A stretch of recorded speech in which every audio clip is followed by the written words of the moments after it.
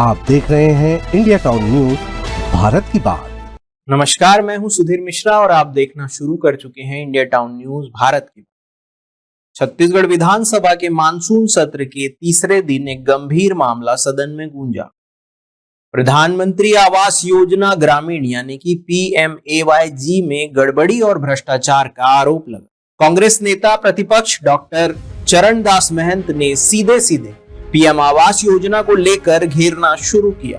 उन्होंने कहा कि इस योजना में इतने गहरे स्तर पर भ्रष्टाचार हुआ है कि इसकी जांच अब राज्य एजेंसियां नहीं कर सकती, बल्कि इसे CBI को सौंपा जाना चाहिए। लेकिन सवाल यह भी उठता है कि क्या यह मामला वाकई इतना गंभीर है कि इसे केंद्र की जांच एजेंसी को सौंपा जाए, या फिर यह महज एक राजनीतिक हमला है। क्या है पूरा मामला, चलिए बताते हैं आपको विस्तार से। डॉक्टर चरणदास महंत ने सदन में जोर देकर कहा कि कोटा, मनेंद्रगढ़, तखतपुर जैसे इलाकों में अधूरे मकानों को पूर्ण घोषित कर दिया गया। कुछ मकान ऐसे हैं जिनमें दुकानें चल रही हैं। मृतकों के नाम पर आवास स्वीकृत किए गए और पैसे ट्रांसफर किए जा चुके। जिला स्तर पर योजनाओं में जबरदस्त गड़बड़ियां हुई। उन्होंने प्रधानमंत्री आवास योजना के अधूरे मकानों की तस्वीर भी सदन में दिखाई और कहा कि अगर ये आधार बनाकर लोगों को मकान मिल रहे हैं तो फिर यह पूरे सिस्टम पर सवाल है। प्लीज देखिए, तो जिनको अपूर्ण आवासों को पूर्ण बताकर इन्होंने भुगतान कर दिया, ऐसे मेरे पास सब फोटोग्राफ्स हैं। ये अपूर्णता की स्थिति के होंगे माननीय अध्यक्ष महोदय, ये पूर्ण हो चुके होंगे। महंत ने यह भी आरोप लगाया है कि कई मकानों की स्थिति की पुष्टि AI जनरेटेड इमेजेस के आधार पर की जा रही है। यह कैसे संभव है कि तस्वीरों के दम पर योजना को पूरा बताया जाए? ये आप ही के विभाग के फोटो हैं, मैंने नहीं खींचा इनको। और आप तो AI तक को गलत बता रहे हैं, तो पता नहीं कौन कौन गलत बता दोगे आप। मैं तो चाहता हूं कि मैं इन सब पत्रक को आपकी अनुमति हो तो यहाँ पटन पर रख देता हूँ, और इसकी शिकायत ऊपर भी करूँगा कि ये माननीय मुख्यमंत्री जी को ही बेवकूफ़ बना रहे हैं और माननीय नरेंद्र मंत्री जी को ही बनाने की कोशिश कर रहे हैं। इस पर सभापति डॉक्टर रमन सिंह ने हस्तक्षेप किया और कहा कि AI आधारित सिस्टम को लेकर तकनीकी समीक्षा की जा सकती है, लेकिन यह अलग मुद्दा है। उन्होंने AI के तर्क पर भी जवाब देते हुए कहा, क्या कहा सुनिए।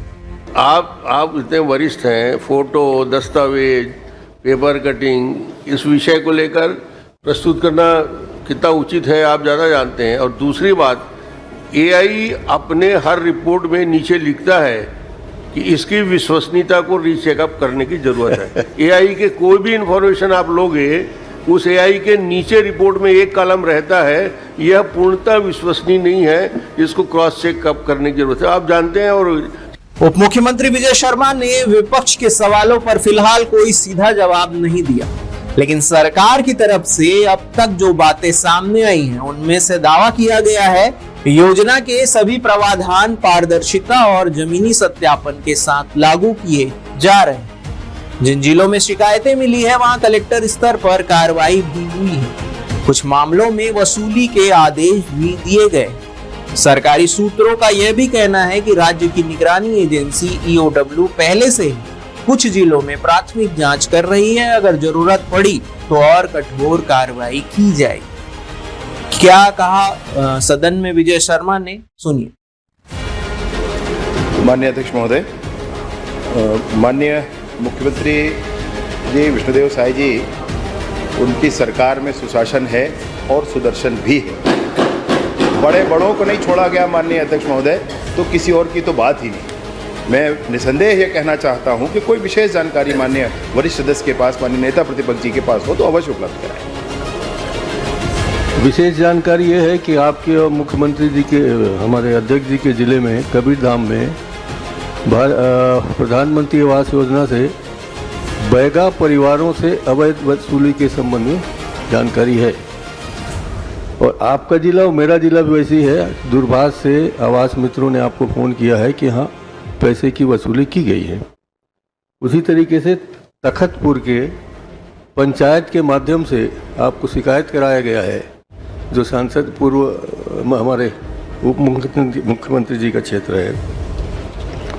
ये तीनों जरूरी जगह हैं जहाँ से शिकायतें आई हैं। तो क्या इन सब जगह के कलेक्टर आप सस्पेंड करने जा रहे हैं? मैं जो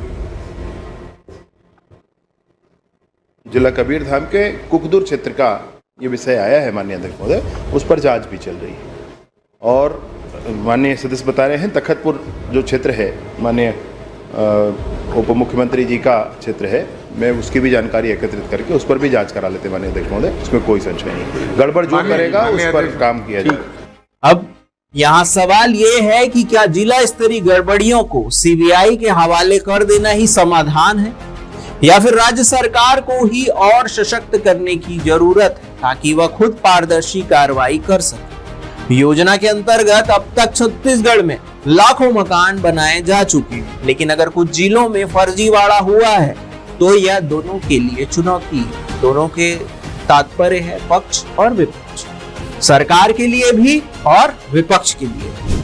अगर डॉक्टर महंत के आरोप सही है तो सवाल बहुत गंभीर है। मरे हुए लोगों के नाम पर मकान बनवाना, अधूरे भवनों को पूरा घोषित करना और सरकारी फंड का गबन, ये सीधे सीधे जनता के भरोसे से खिलवाड़ है।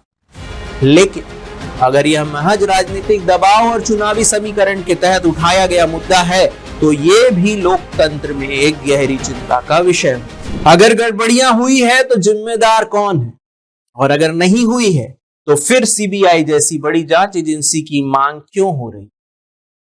पीएमएवाई जैसी योजना आम लोगों की बुनियादी जरूरत छत से जुड़ी हुई है। इसमें भ्रष्टाचार की कोई भी संभावना न सिर्फ कानूनन बल्कि नैतिक तौर पर भी अस्वीकार्य है।